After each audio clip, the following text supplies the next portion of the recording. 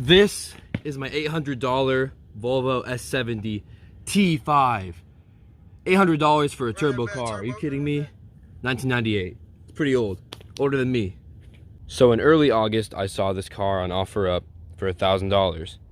And I was like, oh my God, it's the turbo. It's the T5, the best one of that year, 1998. And dude only wanted $1,000 for it. And I hit him up. And I was like, yo, this is still available, right?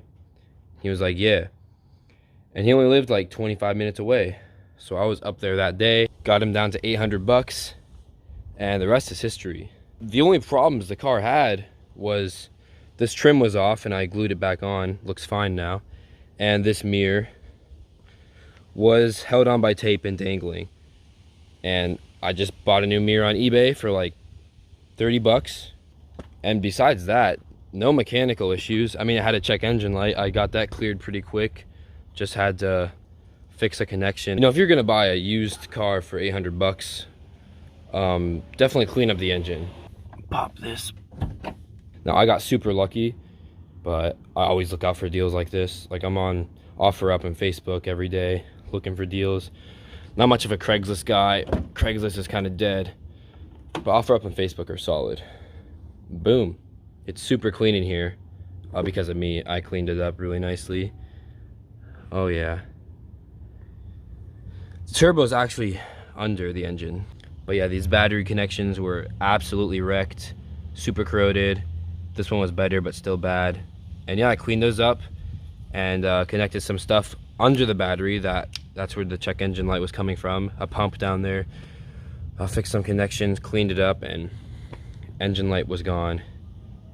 And now we're good. You know, it might need an O2 sensor maybe at some point.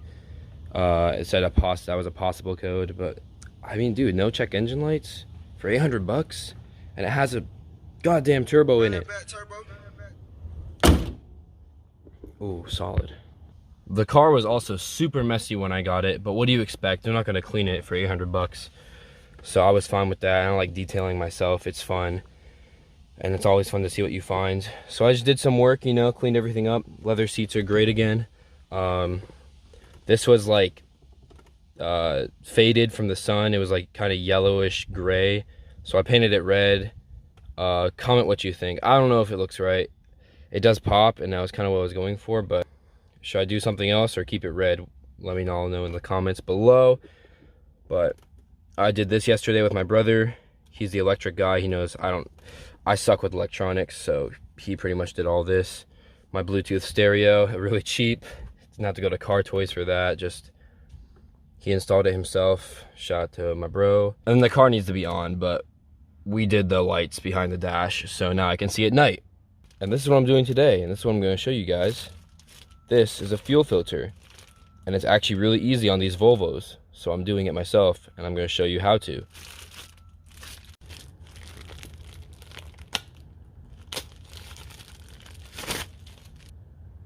Now, why a fuel filter? You know, what's the point of doing this? Well, when a car gets, you know, 23 years old, fuel filter is definitely bad, and it destroys fuel economy.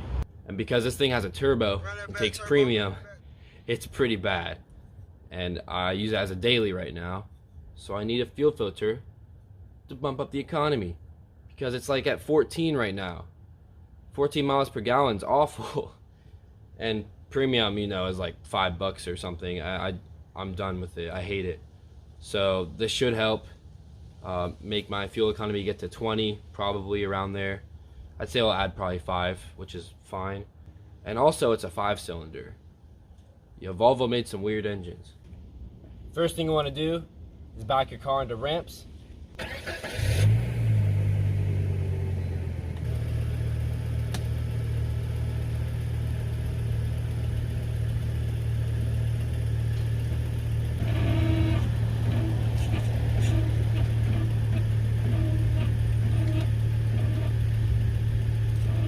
Not bad for having no help.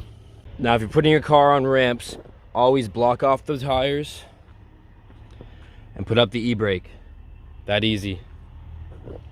All you're gonna need is a 12 and a 13, maybe some Torx, and the new filter.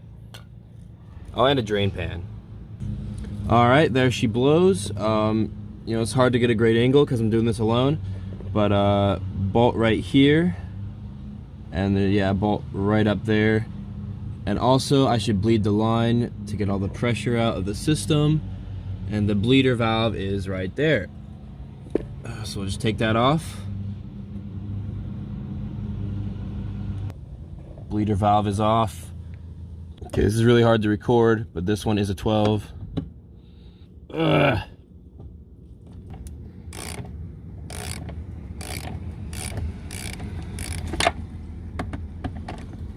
Come on, babe. Come on. There we go. All right, and that nut has been busted. All right, I'm using an extendo because the 13 is too tight. Let's test it out. So this is loosened, so I can, you know, take it off by hand, but it's just tight enough to where it's still held together. And now I just gotta, this is the hard part, or the annoying part. You gotta literally just take this out, and fuel might come out. So watch your eyes, and yeah, wash your hands after, because it's literally just a rubber hose connected to that tube, the tube of doom. So let's, you know, get that. Ugh. That thing was on there, man. It took forever to pry it off with my hand, but got it. Now just do the first one, which should be much easier because there should be no pressure in it now. Let's get it. Oh, it's dripping. It's dripping.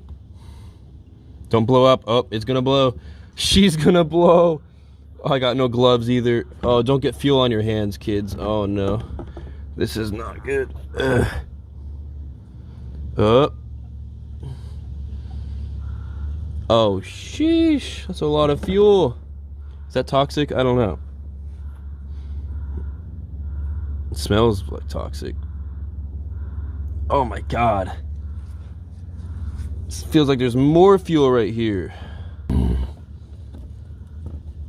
God, that's on there. There we go. There we go. There we go.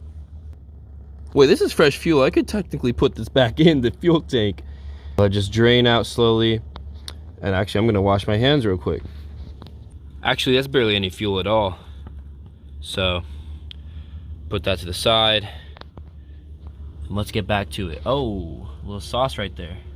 All right, just gotta get that bolt off. By the way, it's very claustrophobic under here. So if y'all hate that stuff, you're not gonna like working on cars. These aren't the best ramps also, so might have to upgrade. These are really low ramps. And yeah, it's still pretty tough to get under here. But hey, let's just get this done. It's pretty much off. Okay, this nut has been busted. So we just push this out.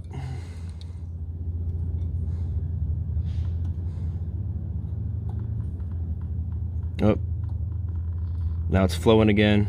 Not that bad. Just enough to be annoying. Oh, does that come out with it? I hope not. All right, all you really have to do is just finesse it out of there. You know, pull it. Actually, it was oriented this way,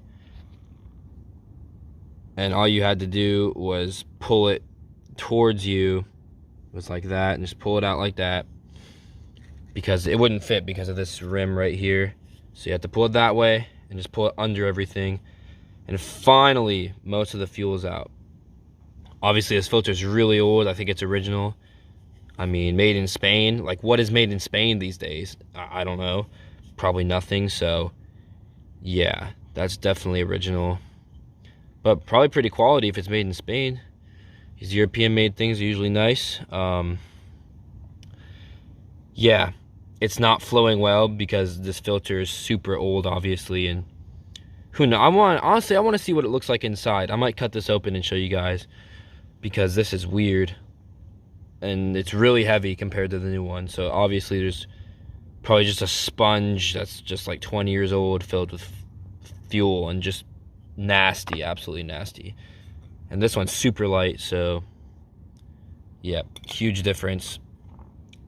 Weight reduction. I'm gonna gain 2 horsepower. And they have arrows on them, so you can put it the right way. So that way towards the engine, just like the old one. No, so this should be really easy. All right, just push her back in the housing.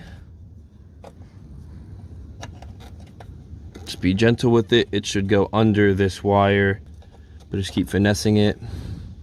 Make sure nothing falls. And push this box up if you can while pushing it. It's really not that hard. And this filter is only $18 at AutoZone. Like, it's super easy. It's super cheap, affordable if you have all the equipment, which most people have those sockets. And ramps, they're like 40 bucks at Harbor Freight. You could probably get better ones for like 100, but I paid 40 for these and it was definitely worth it. Because I hate using jacks and jack stands. Bing, bang, boom, look at that. All right, make sure that's lined up. Perfect, this is looking good. Makes the underside look so much nicer. Okay. That seems to be in place. Let's line them up. All right, y'all. I learned the hard way. You have to tighten this one first, and I tightened that one first, which made it so this one wouldn't go in.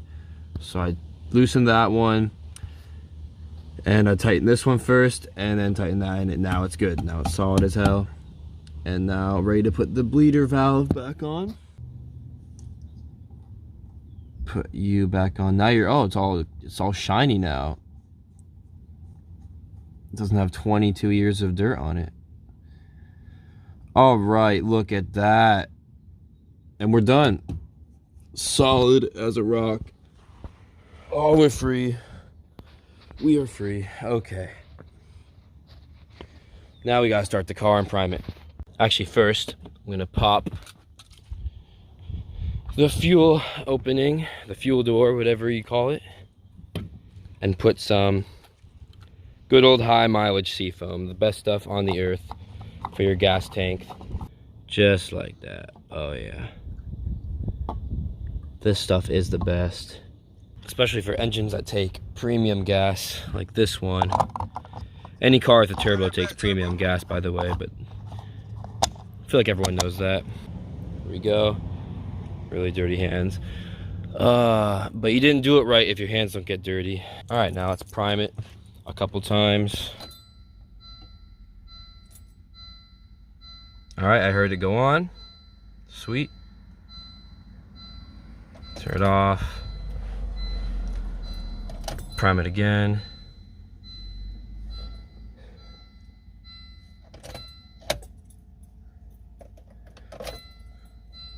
One more time.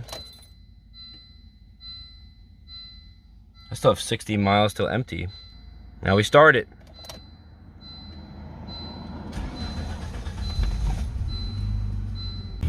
All right, she's looking dry. Everything is running good. No engine light. I think we're done, boys. All right, the fuel filter is done.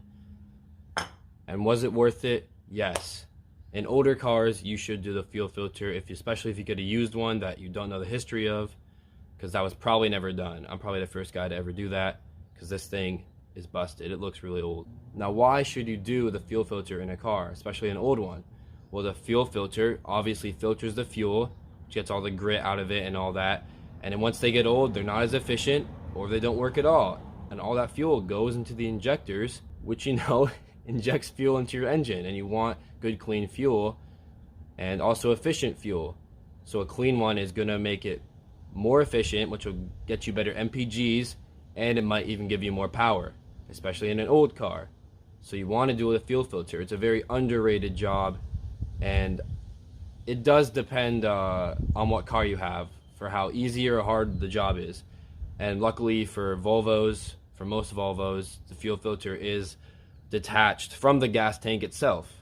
A lot of cars, the fuel filter's in the gas tank, which is a much harder job, much more annoying. But that's doable too. But this one's super easy. You just have to get to the back side by the tire and then boom, pop it out, pop it in, make sure, you know, don't make a huge mess. And if you know what you're doing, it's like a 30-minute job, and $18 plus having ramps is good, or jack stands. Most people have something like that already. But if you don't, ramps are 40 bucks at Harbor Freight, and the filter was 18 bucks at AutoZone. And then everyone has sockets or like wrenches at least to take those bolts out. It's so simple. And just remember to bleed the valve a little bit before, and that easy. New fuel filter, fuel. I can't talk. So we'll test it out, and I'll update you guys on the $800 turbo machine. But anyway, thank you for watching. This is now a car channel, I guess. I shout out Donut Media. Y'all inspired me to do this, and just I love cars now. Alright, y'all. I'm gonna go spend $100 on premium.